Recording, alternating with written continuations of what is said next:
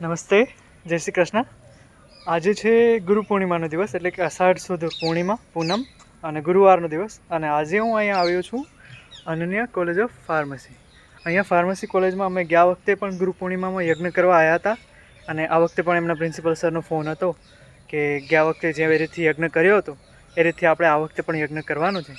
તો આ વખતે એની તૈયારીના ભાગરૂપે હું વહેલો આવી ગયો છું. અત્યારે સવારના 8 વાગ્યા છે અને હું અહીંયા કોલેજ આવી ગયો છું. હવે અત્યારે અહીંયા કઈ રીતનું છે, કેટલું થયું છે, કેટલું બાકી છે એ બતાવું, અને પછી આખું સુશોભન થઈ જાય પછીનો વિડીયો લઈશ.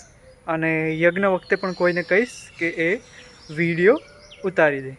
તો હવે આપણે અંદર જઈએ અને જોઈએ શું છે શું નહીં. કલોલ ઇન્સ્ટિટ્યૂટ ઓફ ફાર્મસી, બીજા નામે એને કહેવાય છે કે અનન્યા કોલેજ ઓફ ફાર્મસી. અહીંયા એન્ટ્રીમાં આવું છે, અહીંથી પ્રિન્સિપાલ સરની ઓફિસ ને એ બધું છે. અને આ એમણે સુશોભન કર્યું છે.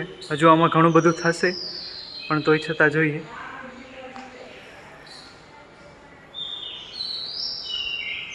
અહીંયા યજ્ઞકુંડને રાખવાનું છે, એનું પણ હમણાં હવે થોડા સમયમાં બધા લોકો આવે એટલે કરી દઈએ. અંદરની સાઈડથી કોલેજ આવું દેખાય છે. અને અહીંયા બોર્ડ પર એવું ઇન્વિટેશન લગાવેલું છે, તો એ જોઈ લઈએ આપણે. Invitation for the occasion of Guru Purnima, 10 જુલાઈ 2025 સવારે 10 વાગે, કલોલ ઇન્સ્ટિટ્યૂટ ઓફ ફાર્મસી. વ્યવસ્થાના ભાગરૂપે આપણે વહેલા જ આવી ગયા હતા, પણ થોડા વહેલા આવી ગયા એવું લાગે છે, કેમ કે બીજા કોઈ લોકો હજુ આવ્યા નથી. તો ત્યાં સુધી મને એમ થયું કે વિડીયો ઉતારી લઉં, કેમ કે ઘણા સમયથી આપણે ચેનલમાં વિડીયો નથી નાખ્યો. અને એમાં પણ હું અહીંયા કલોલ આવ્યો એ પછી અહીંયા વિડીયો મૂક્યો જ નહોતો. તો એવું થયું કે આજનો દિવસ સારો છે અને એક મસ્ત વિડીયો પણ બની જશે. તો હવે અહીંયા પાછળની સાઈડ આ ફાર્મસી કોલેજ છે, એની સામે જ અહીંયા હોમિયોપેથી કોલેજ છે, એટલે કે ફાર્મસી કોલેજ અને એની સામે જ હોમિયોપેથી કોલેજ છે. ટોટલ કેમ્પસમાં 10 થી 12 કોલેજ છે આખી. MBBS, Ayurveda, homeopathy, physiotherapy, pharmacy, nursing, BSc એવી ઘણી બધી કોલેજ છે. અને આખી એક મોટી હોસ્પિટલ છે, હમણાં જ એક નવી હોસ્પિટલ બનાવી છે એમણે. અને આખું કેમ્પસ છે એ આખું ગ્રીન કેમ્પસ છે, મતલબ કે અહીંયા ખૂબ જ હરિયાળી છે, ગાર્ડન્સ ઘણા બધા છે. તો જોઈએ હવે એક રાઉન્ડ લગાવી લઈએ કેમ્પસનું, તો સાથે સાથે કેમ્પસના દર્શન પણ થઈ જાય. ત્યાં ફાર્મસી કોલેજ છે અને પછી અહીંયા અનન્યા કોલેજ ઓફ હોમિયોપેથી સામેની સાઈડ. અને અહીંથી આમ જઈએ તો ગર્લ્સ હોસ્ટેલ, બોયઝ હોસ્ટેલ એ બધું એ સાઈડ છે. બાકી આ મેઇન રોડ છે, અહીંથી સીધો મેઇન ગેટ નંબર 1 આવે છે. અને અહીંયા થોડું ચાલો, આ ગાર્ડન બંને સાઈડ ગાર્ડન છે. અહીંયા પણ ગાર્ડન છે અને અહીંયા રમતનું મેદાન છે, સ્પોર્ટ્સ ગ્રાઉન્ડ. અત્યારે અહીંયા હોસ્પિટલનું ઇનોગ્રેશન હતું ત્યારે એમણે ડોમ બાંધ્યો હતો, હજુ ડોમ છોડ્યો નથી. અહીંયા આ મેદાન છે, એમાં જ્યારે પણ સ્પોર્ટ્સ વીક હોય ત્યારે રમત રમાતી હોય છે. તે સાઈડ વોલીબોલ માટેની નેટ રાખે છે, અને બાકી દોડા ખેંચ જે હોય છે, રસા ખેંચ એ પણ અહીંયા થાય છે. બાકી નોર્મલ ડેઝમાં પાર્કિંગ માટે યુઝ કરે છે, ફેકલ્ટીઝના પાર્કિંગ માટે. બીજી અહીંયા બિલ્ડિંગ દેખાય છે એ છે RK બિલ્ડિંગ. એમાં અત્યારે nursing college, physiotherapy college and administration, મતલબ કે જેટલું ફીઝનું ને એ બધું હોય વહીવટનું એ બધું ત્યાં થાય છે. અને અહીંયાથી એક વખત ગ્રાઉન્ડ જોઈ લઈએ આપણે. આખું ગ્રાઉન્ડ છે. માં કોલેજો તો છે જ, પણ સાથે સાથે સ્કૂલ્સ પણ છે, ગુજરાતી મીડિયમ, ઇંગ્લિશ મીડિયમ અને નર્સરી, નાના છોકરાઓથી લઈ અને મોટા 12 સુધી અહીંયા છે. તો એમનો એક વિભાગ અલગ છે. પણ અત્યારે અહીંયા પાછળ ગ્રાઉન્ડ છે અને પાછળ છે RK બિલ્ડિંગ.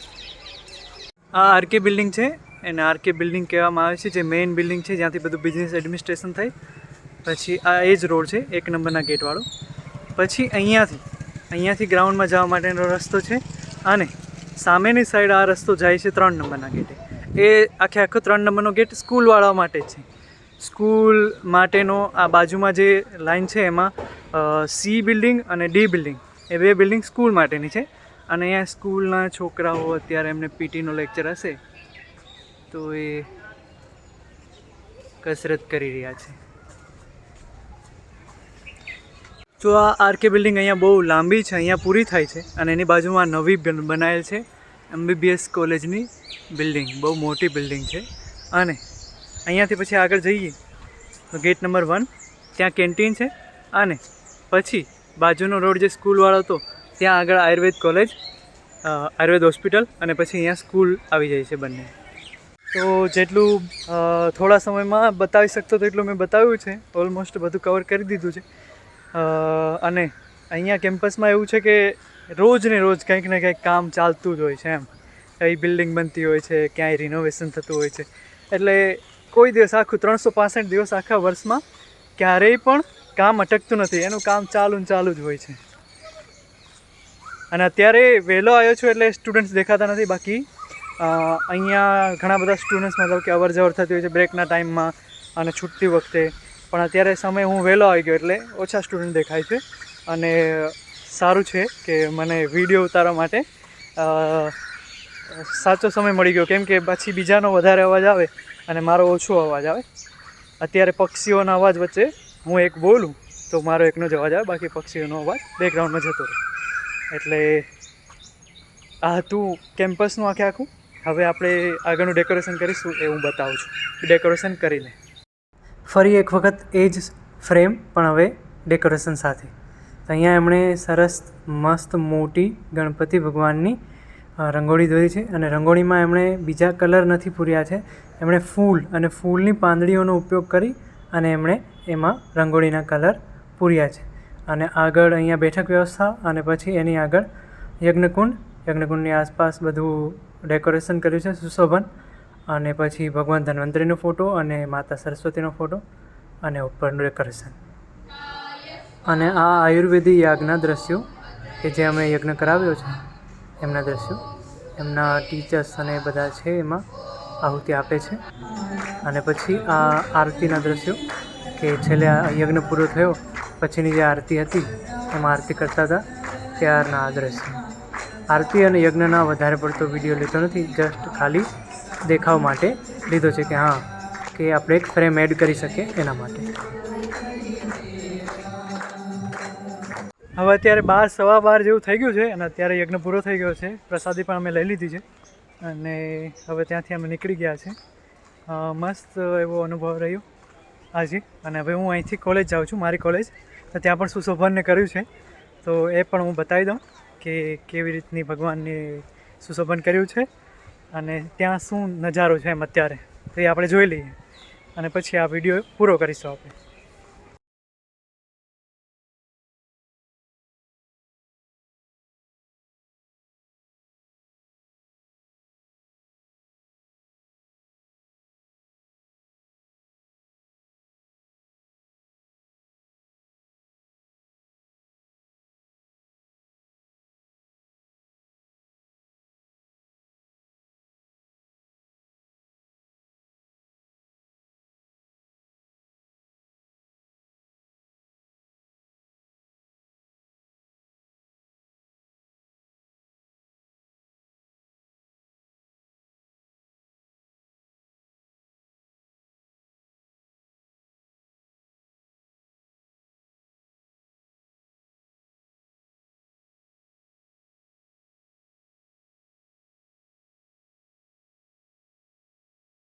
તો ફાઇનલી બધું પૂરું થઈ ગયું છે.